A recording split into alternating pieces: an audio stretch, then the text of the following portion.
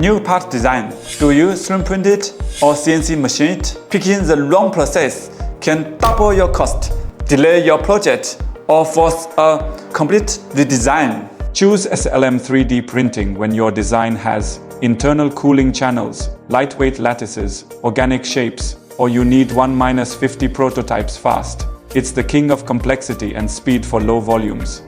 Choose CNC machining when your part is simple, blocky, needs a mirror finish and micron level accuracy, or you're making 50+ units. For high volume simple parts, CNC is often more economical. The cheat sheet: complex, integrated, low volume.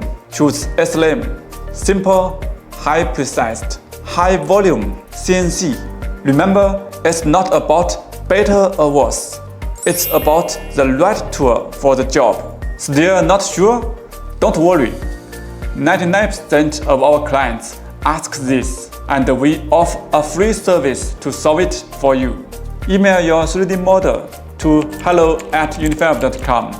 Our engineers will provide a free process comparison report with a detailed quote, lead time, and the technique analysis for both SLM and CNC, helping you make the smartest choice. Successful manufacturing starts with a simple consultation. We look forward to hearing from you.